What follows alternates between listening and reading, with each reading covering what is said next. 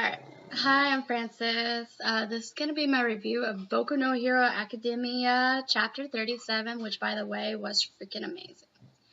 From the Bakugou burns to the Endeavor burns that Midoriya Izuku Deku of Pro Badass makes, and oh my gosh, he just burns the living hell out of both Bakugou and Endeavor. Yeah, that's pretty awesome. Seriously. Second best hero and he burns him. Yeah. I was sitting there on the edge of my seat like, oh my god! But yeah.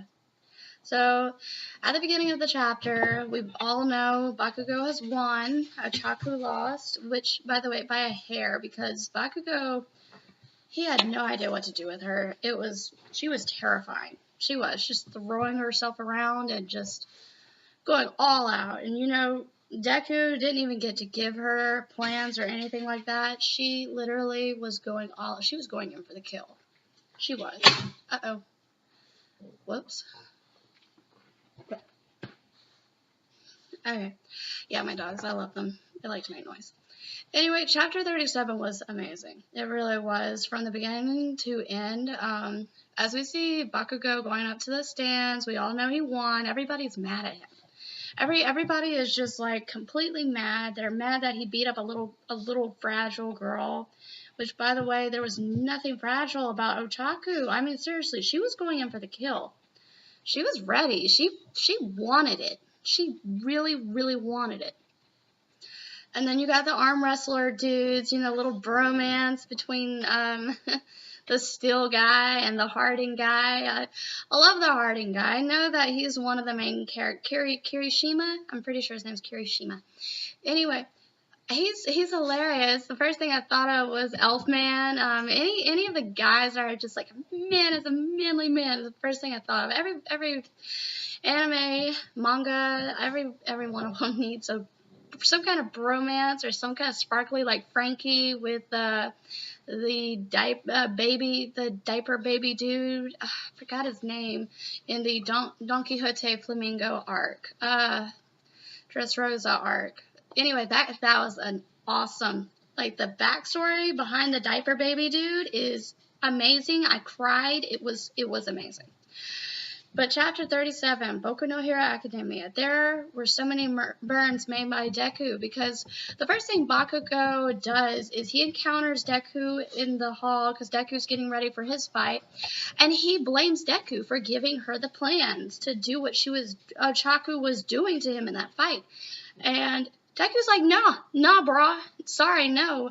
She did that all on her own. The only one who busted your balls was her. Ochaku busted your balls, Bakugou. Nobody else. Nobody. Leaves him on that note. He goes back and, he wants to visit Ochaku, see how she's doing. And he goes up into the stands. He gets his glares from the classmates and everybody. Suyu is making really funny comments at Kaminari for losing his round so quickly because he's a tits. When he runs out of electricity or he uses too much electricity, he becomes a complete dummy. Oh, I love him. He's hilarious. Momo is just depressed because she's just not having a good day. Little chicken balls dude, he's a jerk. And Falcon Boy just tossing her around, and she's just not having a good day. The earplug girl is just like, oh, why is this guy sitting next to me? When Bakugou gets to sit down next to her, I've got to memorize her name. For some reason, I just can't memorize her name. And Chicken Balls Boy, I'm going to call him that because he's a Chicken Balls Boy. End of story. Okay, so you got Ochaku's scene. She puts down her phone. She's talking to Deku, doing the whole happy front, because she doesn't want him to know how upset she is over this. She wants him to, know her for a happy, peppy girl, and she's just like, girl power. Got this. I don't need a man. Anyway, he gives a little bit of a pep talk, and she boosts him up. She's like, hey, you know what? Go out there. Give it your all. I'm going to be watching you. And, it's a big booster for Deku. Having that one person.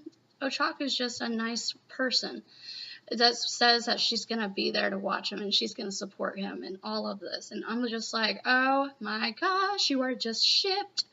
You are shipped. Ochaku and Deku for life. Oh, they are shipped. I love them. I love them. Okay. He leaves, he's gonna go plan himself a nice conjuring. He does these weird conjurings of details and little intel here and there where he plots against his people that he's fighting against, his adversaries. Deku's scary like that. Anyway, Ochaku goes back on the phone and she's talking to her dad. And oh my gosh, if this was English, if she was English, it's either a Boston, I'm pretty sure it's a Boston, New Jersey accent, a northern accent. And if not, it's got to be a country accent. The y'all and stuff, or hey girl, go get me a pie. I can see either one of those going. I'm not sure what dialect that is, but she's considered, I'm pretty sure in the Japanese culture, that's considered a country bumpkin dialect. But country bumpkin, I'm not sure if that's a street hood dialect or Boston hood or something dialect, or country dialect, like, y'all and giddy on up and stuff like that. I'm not exactly sure what that is. She's so cute when she's talking to her dad. I loved Ochaku. I really do. Ochaku. Just kidding.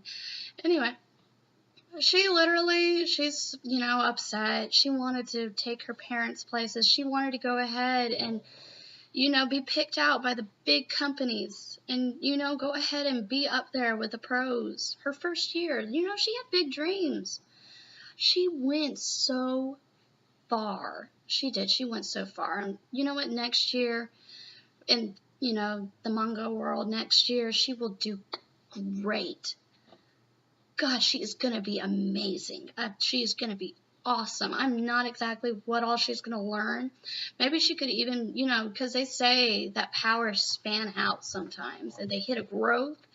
So maybe she can actually span out her gravitational powers and do a gravitational pull. Like, she touches stuff and she can, lift them up. Maybe she can actually do a gravitational pull to make the gravitational touch, like, counter people trying to actually get away from her. So they don't get touched and get thrown out into outer space where there's no oxygen and they just die. Anyway, Deku goes out in the hall for a second burn of this chapter, and oh my gosh, is it a great burn. Burning the second top hero in this whole entire manga is just wow. He goes around the corner and Endeavor meets him. I almost shot myself. He almost shot himself. I'm pretty sure he did actually. Soiled pants just happened. Acquired soiled pants just now. And you got this ball of flame all around this guy. No fire sprinklers are going off. I guess the school, is cutting back. Cutting back on costs. Student safety costs for the fire hazards and stuff. Yeah. So Endeavor comes around the corner. He's got a unicorn horn of flame that's about to touch the ceiling. I'm pretty sure it's touching all the fire sprinklers as he walks through the hall. He is scary. And he is ripped. Oh my goodness. Can you lift, bro? I'm pretty sure he can. The regular stuff. Not all my level, but can you lift, bro? Yeah, I'm pretty sure he can. So, yeah, he is terrifying. And, he thinks that Midoriya is a challenge for Todoroki. He thinks he's a challenge. He's seen Todoroki, his back against the wall, actually use the flame power that he's sworn never to use because of Deku. Deku is, he has shown so much improvement in certain areas. I wish he would be able to figure out how he actually did the negative effect when he was up against the hands dude and the freaky brain matter weird dude that All Might was supposed to die by. I've forgotten their names. Crap. I'll have to reread that part like I've done for I don't know, the 5th time.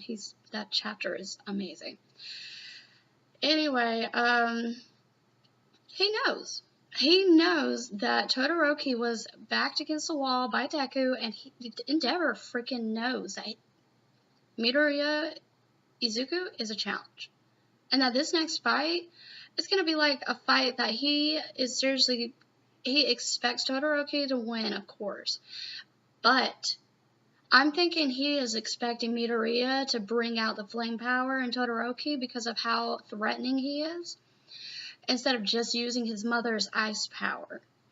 Because that's what Endeavor wants. Endeavor wants Todoroki to use both ice and fire, and, you know, all of that crap with Endeavor. I hate Endeavor. I really do. He is the most sexist, biggest slave, like, pro-slavery,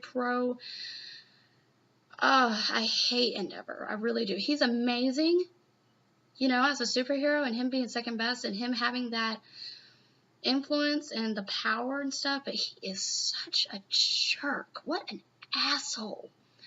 Anyway, second burn of the chapter. It was awesome.